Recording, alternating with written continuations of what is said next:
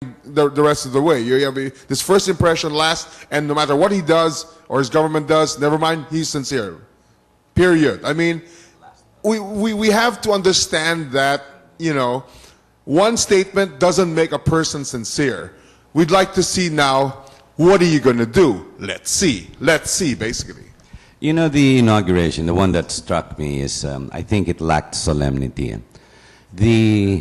When Enrile came on to, you know, parang it became ABS-CBN, and that's entertainment. It became Wawawi, one after the other. And the name Kabangon, when he started making everybody yung nanumpa, di ba? Tas biglang nagsigawan na, I mean, really. My issue with Noy, and I was discussing with Ambassador Arcilia, when he talks, or when he delivers his speeches, ang bilis eh. Parang minamadali para matapos. I don't understand that. Maybe the speechwriter may be okay, you know, but I have a difficult time understanding, comprehending exactly the emotions that need to be emoted so that there's comprehension on our side. I have that problem. I think that's about it, diba? As far as the way he is, well, we have a president.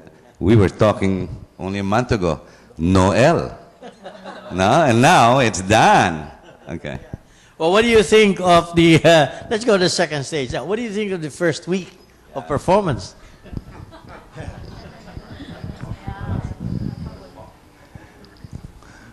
I will basically echo what I wrote today.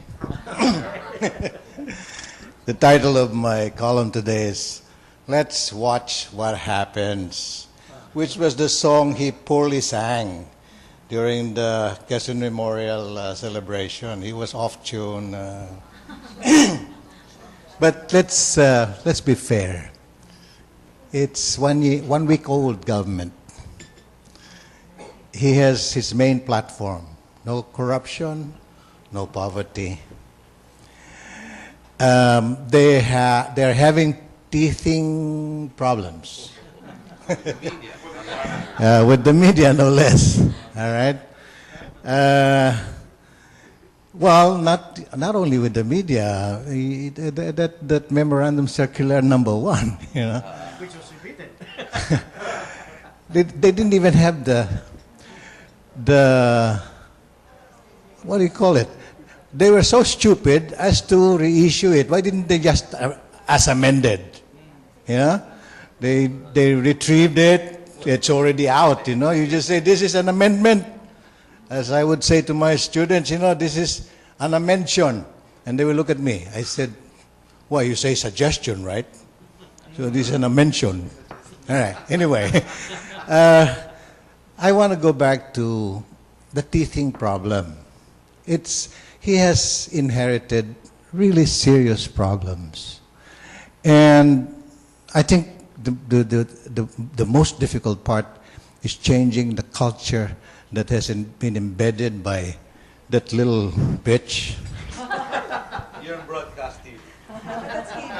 But I'm not the first one to call her that, you know. No, but you have to have a mandate when you use the word be. Can I? Be a congressman first. Ex-ambassador. No, but she really left us with this. It was a culture that was went a-borning during the Marcos regime, no? Then during the Cory, etc., etc. But she really heightened it. Now, that's going to take some doing to change. You're talking about culture of impunity? So, well, in fine, what I'd like to say is, let's give him his 100 days. Let's say 100 days. And we know what our expectations are. He knows what our expectations are. He recognizes that we are his boss. Huh? So the boss will speak in time to either encourage him to pursue what he's doing or tell him, oops, you're straying, my dear brother. You better straighten up a little bit. How does the voice come back to the president? I mean, Is it Channel 2? Is it the newspapers? No, no. How does the president know that it's the voice of the people? No, it's a terrific idea. Tama yun eh. But, like you said earlier, it's a very lonely position in the top. And then, ang dami nakikinig sa tenga niya. So, kung wrong info in, wrong info out. So, sino magsasabi sa kanya anong tama o mali? Ano yung pakiramdam ng taong bayan? Certainly not Chris. Certainly not somebody who has got marital problems. Certainly not the celebrities.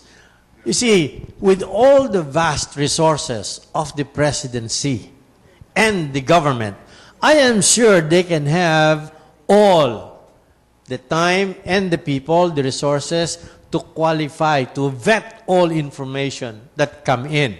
After all, they hold the power of the purse.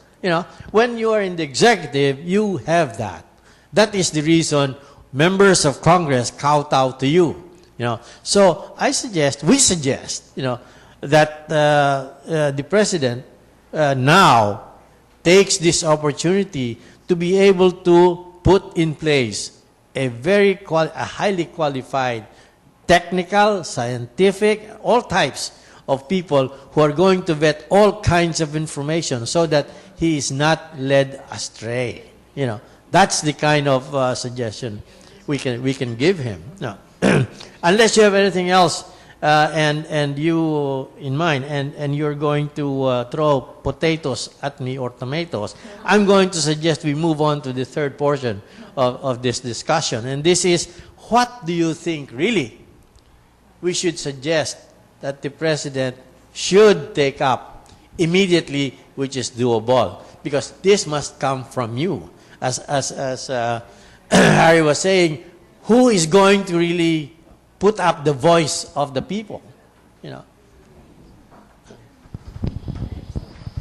Okay. Who wants? I think the Pinoy started with, I haven't really read the news lately, haven't watched a lot of television also lately.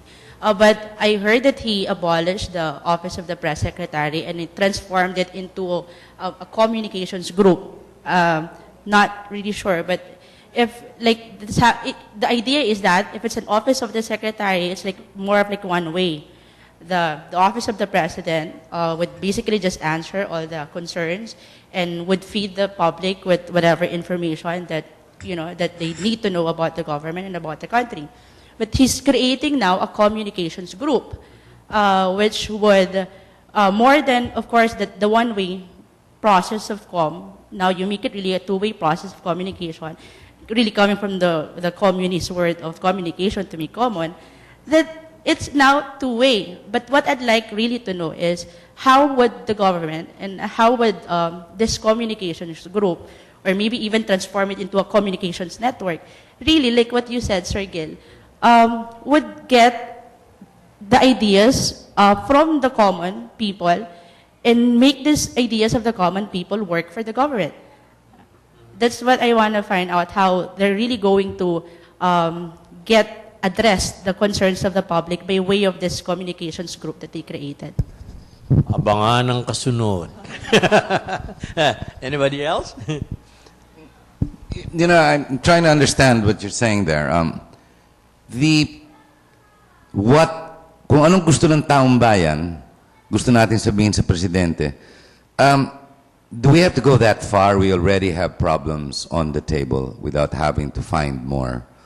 I think at this point, because of the economy and the population growth, based on if ever they're reliable, the indexes that are available to us, we already have enough problems on our plate or on his plate, much less to try and source out new problems of what the local people want. We have a tendency to, as an individual, for the president and the leadership to answer our needs, our requirements, when in fact, right now I think on the plate or on the table are the other issues that are of real priority. I liken it always to a pizza. On pizza, maybe normally you get 8 slices.